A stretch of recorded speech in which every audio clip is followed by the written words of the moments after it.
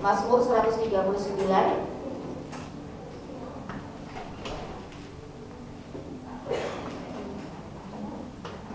ayat 13 sampai 16. Ya, ketemu semua? 139 Mazmur ayat 13 sampai 16. Kita buka hati kita ya adik-adik ya. Kita buka hati kita supaya firman Tuhan yang berkuasa ini juga boleh mengubah, membentuk hidup kita. Jangan disia-siakan, jangan membuat firman Tuhan ini jadi berlalu begitu saja dalam hidup kalian. Oke, siap? Kita baca ya secara bergantian. Bergantian setiap kali ketemu tanda baca. Oke? Siapa yang belum ketemu? Dah? Oke, kita bergantian setiap kali menemukan tanda baca. Bu Meti akan mulai dengan ayat 13 awal, lalu kalian. Setiap kali ketemu tanda baca, kalian yang gantian, begitu ya, sampai ayat yang ke-16. Sebab engkaulah yang membentuk buah pinggangku, aku bersyukur kepadamu oleh karena kejadianku dahsyat dan ajaib. Dan jiwaku benar-benar menyadarinya. Ketika aku dijadikan di tempat yang tersembunyi, matamu melihat selagi aku bakal anak.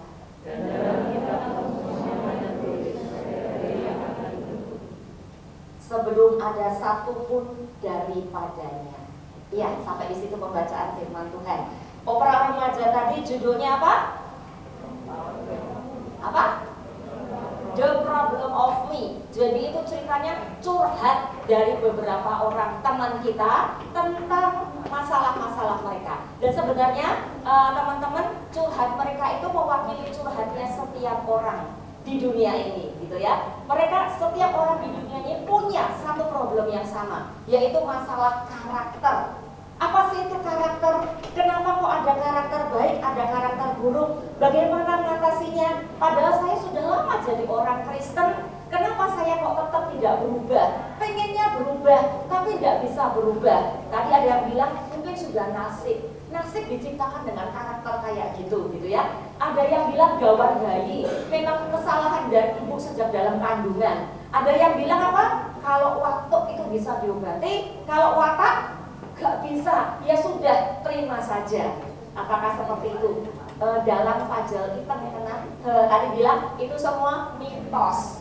Nah, jadi bagaimana cara kita mengatasi karakter-karakter yang jadi problem itu? Itu yang akan adik-adik temukan, teman-teman temukan dalam camp perang remaja tahun ini, ya. Tapi sebelumnya di hari ini, di prasesi hari ini, Bu Meti mau ajak kalian untuk melihat bagaimana blueprint milik Allah tentang manusia, tentang setiap kita. Rencana awal Allah, konsep awal Allah, detail yang sudah Dia buat untuk kita. Ya, kita akan bersama-sama menyaksikan video ini.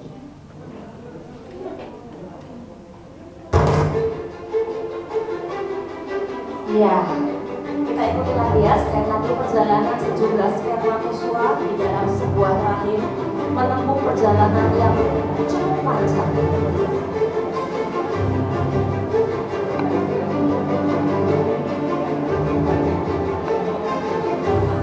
Mereka terus menempuh dan ini perjuangan. Beberapa mati di tengah jalan. Mereka terus menempuh perjalanan.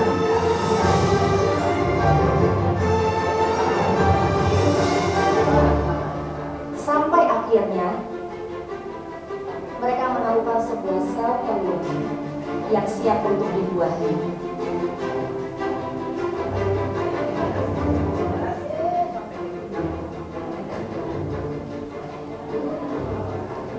Dari sekian banyak spermatozoa yang ada, cuma satu yang akhirnya berhasil masuk ke dalamnya.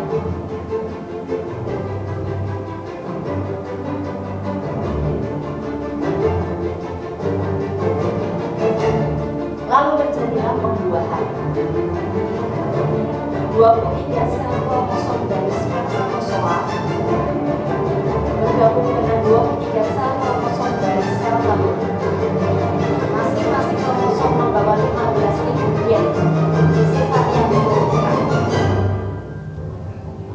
yang membuat kalian jadi seperti kalian yang sekarang ini. Sifat-sifat kalian, talenta kalian, warna kulit kalian, rambut kalian.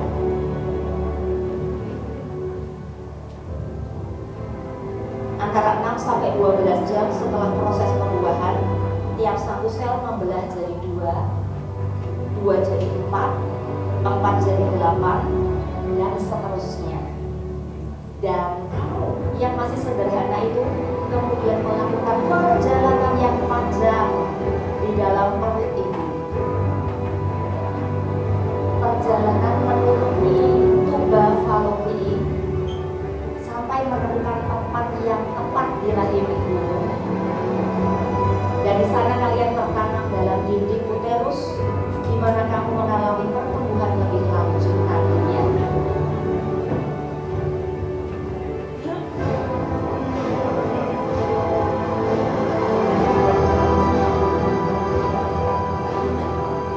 Keajaiban demi keajaiban terus terjadi.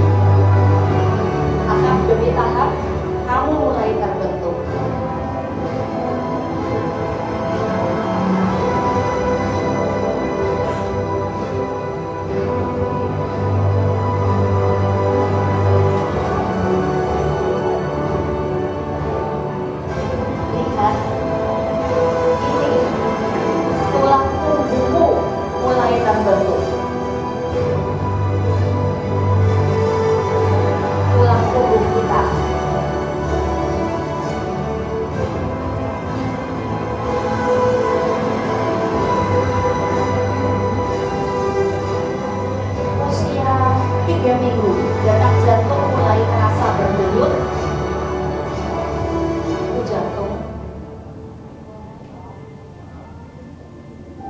Dan 4 bulan setelah pembuahan, jantung akan memompa kurang lebih 6,5 galon darah setiap hari ke seluruh tubuhmu.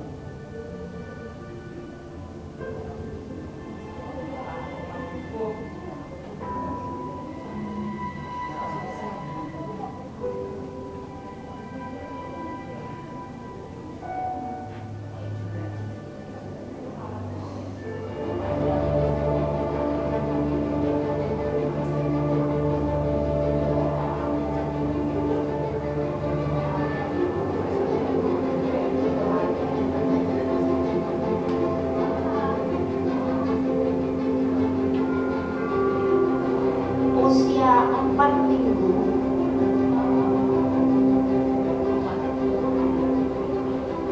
tangan dan kakimu mulai terbentuk.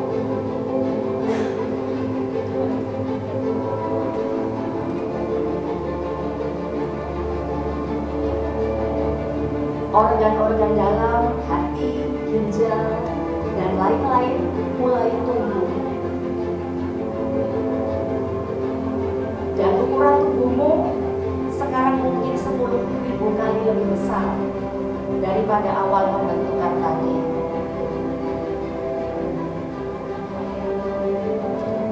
Usia 6 minggu, otak sudah terbentuk sempurna. Bayangin ya, waktu kalian 6 minggu, apa yang kalian pikirkan dalam rahim ibu kalian?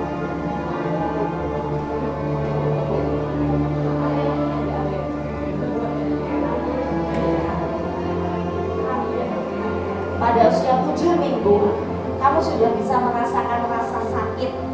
Karena semua struktur yang ditemukan untuk merasa sakit itu sudah berfungsi. Jadi kalau ibumu terkena jatuh, kamu juga ikut merasakan sakit. Pada usia 2 bulan, kamu mulai bergoyang dan berputar. Tapi gerakanmu masih terlalu kecil untuk disadari oleh ibumu. Baru pada usia 4 atau 5 bulan, ibumu akan merasa mengandung seorang karateka sabuk hitam.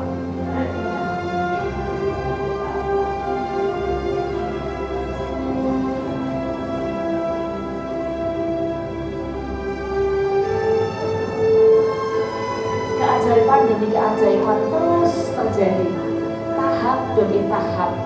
Begitu teliti, begitu sempurna.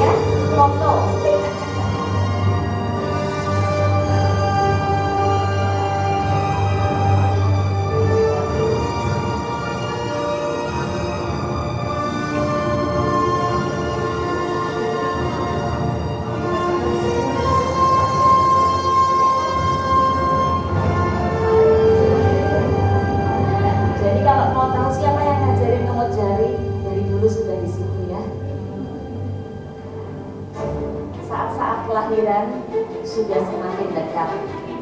Kamu siap menjadi anggota baru dalam sebuah keluarga. Seluruh tubuhmu semuanya sudah lengkap, sudah dirancang dengan sempurna, sudah jadi dengan sempurna.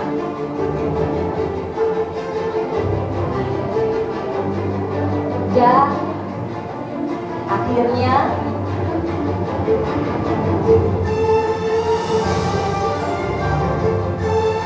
welcome to the world. Kamu sudah dilahirkan ke dalam dunia ini. Oke, lampunya dinyalakan.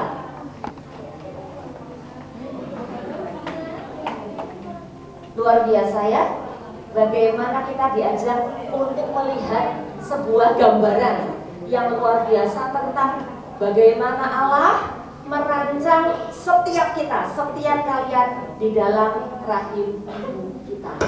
Tidak sembarangan, begitu detail selama 9 bulan, 10 hari, itu tuh rancangannya benar-benar sempurna, benar-benar tepat. Makanya ada seorang santo, adik-adik, santo namanya Santo Agustinus, itu pernah bilang begini, orang-orang itu banyak yang pergi kemana-mana untuk mengagumi banyak hal, untuk mengagumi gunung-gunung yang tinggi, untuk mengagumi lautan yang luas, untuk mengagumi segala sesuatu pemandangan-pemandangan yang indah, tapi mereka kebanyakan kelewatan untuk mengagumi satu hal yang tidak kalah mengagumkannya, yaitu diri mereka sendiri. Itu yang dimaksud oleh pemazmur di dalam perikop ini, kejadianmu dahsyat dan ajaib. Atau pakai tema kita hari ini, The Miracle of Me. Sungguh luar biasa, sungguh ajaib kejadian kita. Luar biasa. Setiap anak itu benar-benar kado istimewa yang ditenun oleh Allah di dalam perut ibunya.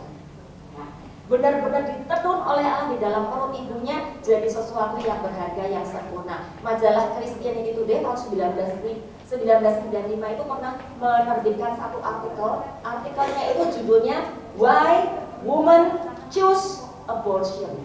Kenapa ya kok wanita itu ada yang memilih untuk melakukan aborsi atau pengguguran secara paksa bayi yang ada dalam kandungannya? Dan ternyata salah satu alasannya karena mereka nggak tahu keajaiban apa yang terjadi di dalam rahim mereka. Mereka nggak tahu kalau pada usia 7 minggu sebelumnya bayi mereka sudah bisa merasakan sakit.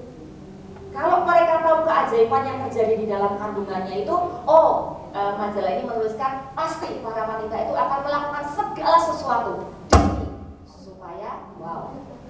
demi supaya bayi mereka bisa tetap hidup, ya, bisa tetap hidup dan memeliharanya. Oke, teknologi kedokteran lewat video yang kita saksikan tadi memang telah bisa menunjukkan kepada kita keajaiban ketika kita ditenun dalam rahim ibu kita. Tapi sebenarnya pemazmur sudah terlebih dahulu 3000 tahun yang lalu itu menceritakan kepada setiap pembacanya bagaimana kejadianku itu dahsyat. Dia mengatakan, sebab engkaulah yang membentuk buah pinggangku, menenun aku dalam kandungan ibuku. Aku bersyukur kepadamu oleh karena kejadianku dahsyat dan ajaib. Kembali ke iya betul. Apa arti diciptakan secara dahsyat dan ajaib bagi kita?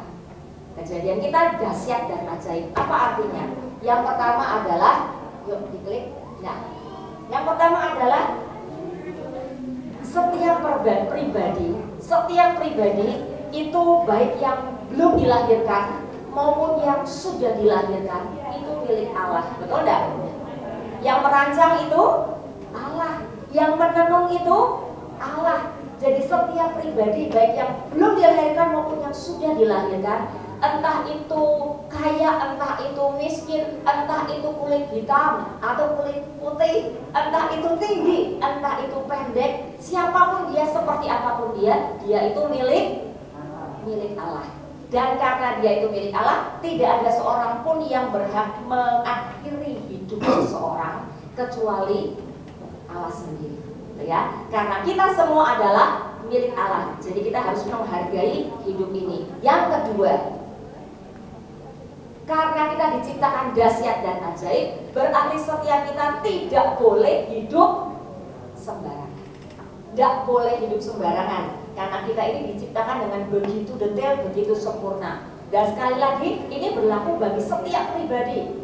Baik dia kaya, dia miskin, dia perempuan, dia laki-laki, dia hitam, dia putih, dia tinggi, dia pendek, dia kurus, dia gemuk. Setiap orang harus hidup dengan baik, dengan teratur, tidak boleh sembarangan. Yang laki-laki bersyukur dan menghargai keunikan karena sudah diciptakan sebagai laki-laki. Yang perempuan juga begitu, bersyukur dan menghargai keunikan karena sudah diciptakan sebagai seorang perempuan. Tidak boleh saling merendahkan orang lain, karena orang lain pun, teman kalian pun, itu juga dirancang dengan sempurna. Tidak boleh saling mengejek. Gue SpongeBob, elu Dora, gitu ya. Gue ngetop, elu Nora. Ya, nggak boleh saling mengejek, dan juga nggak boleh minder. Nggak boleh minder atau memandang-pandang diri sendiri. Wah, saya kok nggak sepintar teman yang lain, saya kok nggak secantik dia, saya kok nggak seganteng dia, saya kok nggak sekaya dia, saya kok nggak secerdas dia. Nggak bisa. Karena setiap kita itu dirancang dengan keunikannya masing-masing, satu demi satu. Allah tidak memproduksi boneka dalam produksi yang massal, buat dicetak semua gitu ya. Enggak, satu-satu itu dirancang. Jadi setiap kita harus menghargai hidup ini, hidup dengan teratur. Kemarin beberapa bulan yang lalu ada kabar yang menyedihkan tentang seorang pelajar di ibu kota yang bunuh diri, gantung diri di kamarnya sendiri karena dia sudah tidak punya keluarga. Kemana teman-temannya nggak tahu, tapi yang dia putus asa. Itu sebabnya dia memilih untuk mengakhiri hidupnya. Jangan sampai itu terjadi, karena setiap kita harus saling memperhatikan.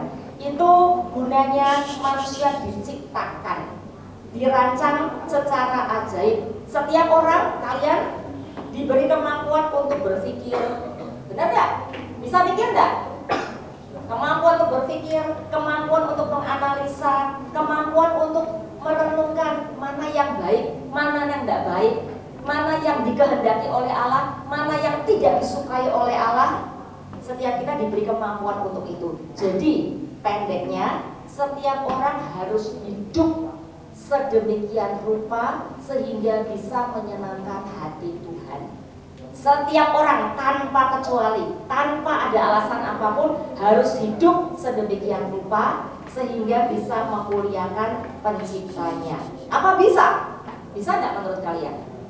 Bisa, harusnya bisa. Karena tadi kita ingat, setiap kita sudah dirancang dengan begitu dahsyat dan luar biasa oleh pencipta kita. Harusnya bisa. Lalu kembali ke problem of me. Lalu bagaimana dengan masalah karakter tadi? Buktinya, walaupun sudah diciptakan dengan begitu dahsyat, tapi kenapa? Bahkan sudah mengenal Tuhan, sudah rajin ke gereja, sudah jadi orang Kristen gitu ya. Ternyata karakter-karakter jelek itu masih muncul. Jadi oh my god gitu ya. Oh my god, OMG, hello gitu ya, kata si Yamang tadi. Apa yang harus kita lakukan?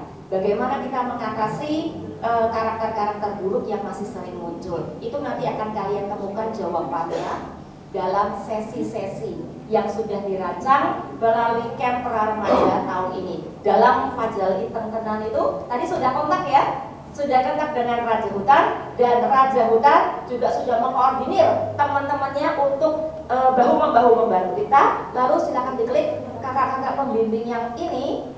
Nah, juga sudah siap untuk merancang segala kegiatan supaya bisa membantu kalian, supaya bisa menolong kalian untuk menemukan solusinya, menemukan bagaimana cara kita mengatasi karakter-karakter buruk yang masih suka muncul di dalam kehidupan kita. Jadi, sampai jumpa di camp perang remaja minggu depan.